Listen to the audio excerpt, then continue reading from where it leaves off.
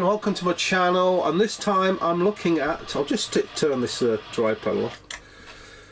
This time I'm looking at the Victory DP40 amp, an amp I've been using for almost 3 years now. I've used it in nearly all my cover vids and like pedal demos, stuff like that, and occasional live stuff. And I thought it was about time I did an actual vid on it because it's a superb amplifier.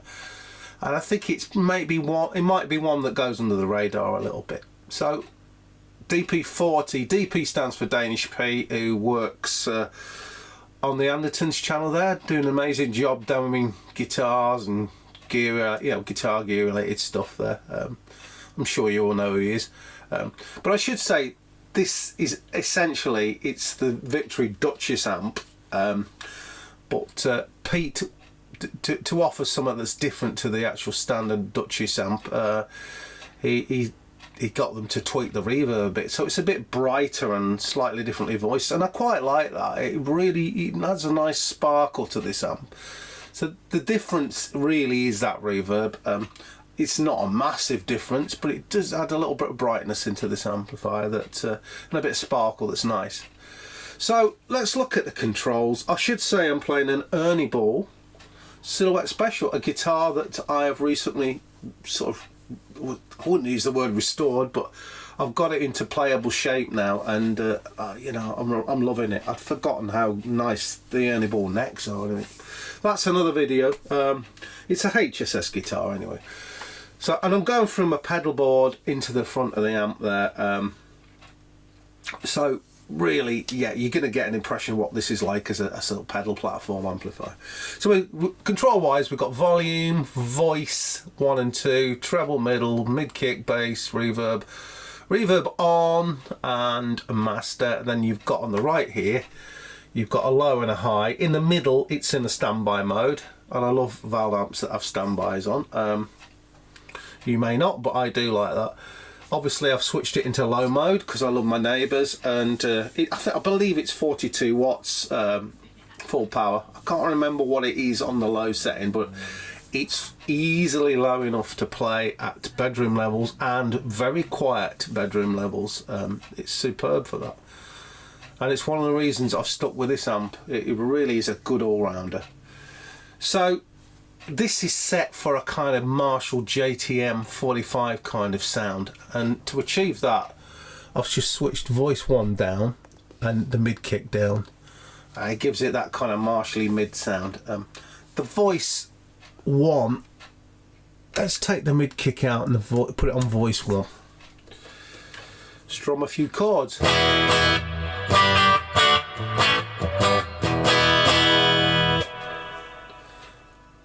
Voice 2.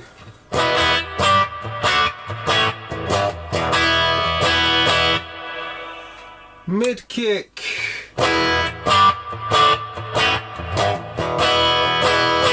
It adds a harder edge to it for me, which takes it into that kind of non-distorted Marshall territory, which I like. You may not like that, but that's how I use it. If you've seen any of my demos and cover vids, that's how I use it, if you were wondering. Voice 1 without the mid kick. It's quite a thinner sound.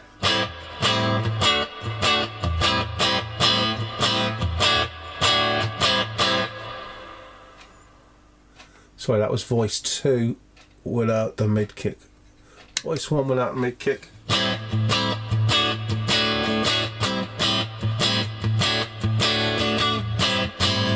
You can hear that's quite a thinner, quieter sound. Voice 2.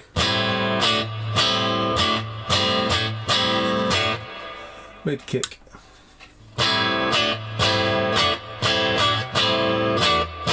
seems to add a lot of well, we'll say a lot of volume, but certainly more. It seemed louder, but maybe that's because it's boosting the mids. I don't know, but that's how I like to set it. But you can get that Fendery voice if you want it by switching around with those little toggle switches.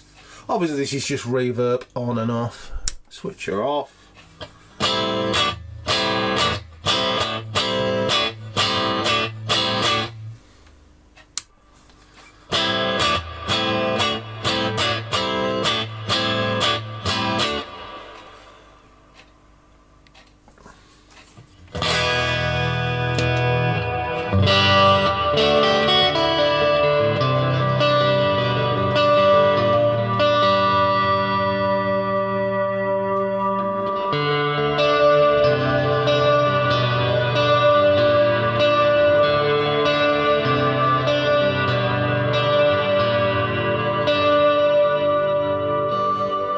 I really like that reverb. For a digital reverb, I think they voice that beautifully.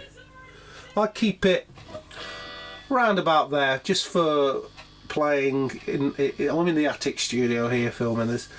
So up here, I keep the reverb usually around that 3 mark there. At pedal demos, I can just dial it in or out to taste depending what I'm looking at really, but as a standard level I like it there, and as standard I like the volume, which is also what you might could as well call it the gain knob if you will.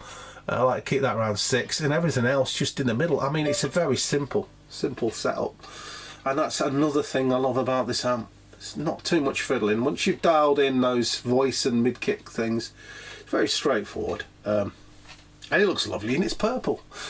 So let's just have a little look at the volume and the gain that's available.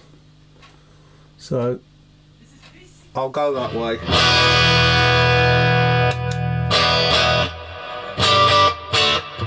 This is just straight through the pedal board into the front of the amp.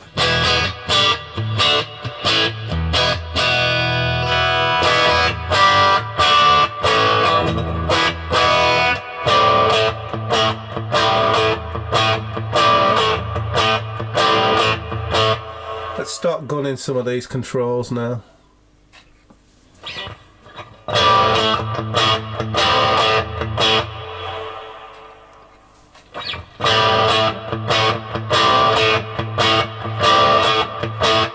So it becomes quite a hard edge sound with the middle being gain like that, goose like that, and you've got the mid kick and voice too on bass.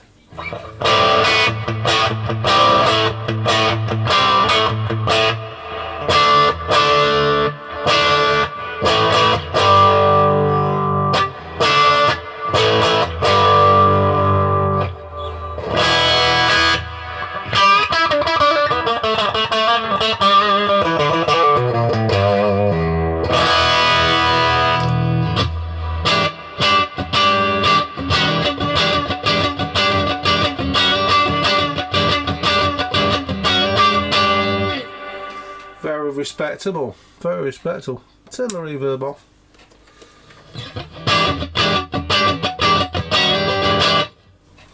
I do love that reverb. I do miss it when it's not there. So yeah, that gives an idea of the EQ. There's no point really going the other way with it. Just give you a general ballpark of it, and I'll get it back to how I have it set. How I have it set. So I like that gain around about there. Again, I like the neutrality of it when I'm using like gain pedals, overdrive pedals into it, fuzz pedals, and the same with the EQ there. It's a nice all-round bass when you start adding pedals to it, which I'm going to do now. So on the board, this is the current board here. It's not got every kind of effect on it or anything, but just give you an idea what you can do with it. So let's go with, say, a bit of chorus. Now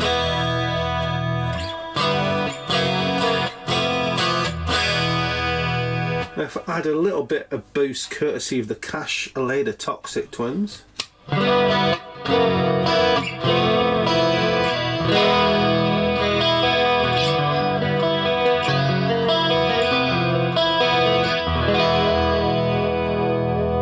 can add a little bit of delay Llama Extreme.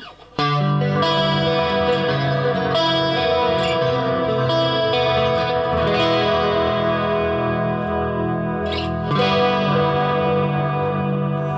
we can add a whole lot of gain on top of that. This is the Soldano SLO Overdrive, the SLO Overdrive.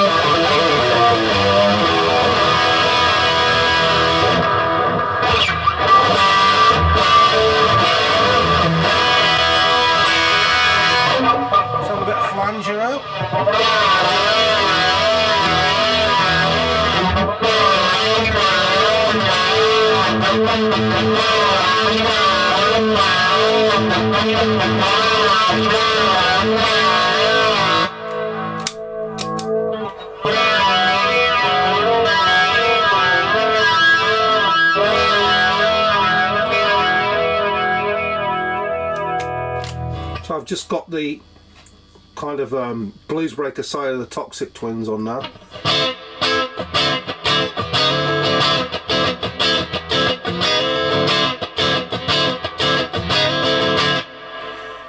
And if I add the right side, I'm not going to add it, I'm going to go separate with it, the right side of the Toxic Twins, which is a kind of tweaked tube screamer.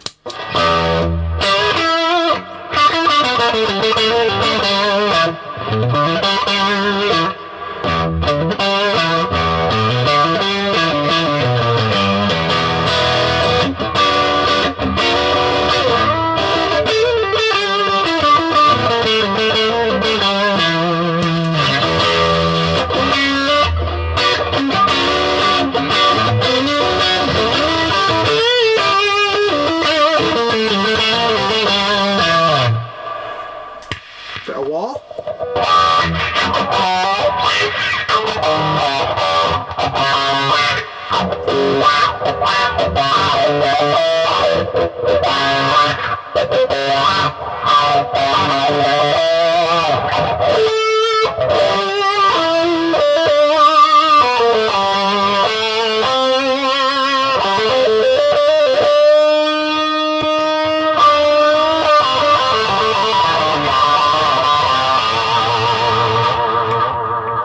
Beautiful. So yeah, that's the Victory DP40 for you. I think it's a wonderful pedal platform. It's not the cheapest, but it's not the most expensive in terms of valve amps. But I think in terms of its wide range of use and practicality, it's a really top piece of kit. Yeah, the digital reverb I think is superb, so I wouldn't worry about not having like a spring reverb or anything like that. But I highly recommend this amplifier.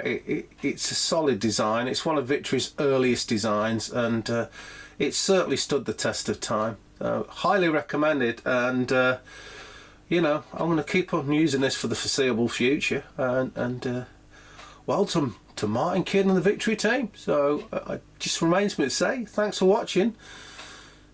Stay safe, keep well, and I'll see you all later, guys. Bye.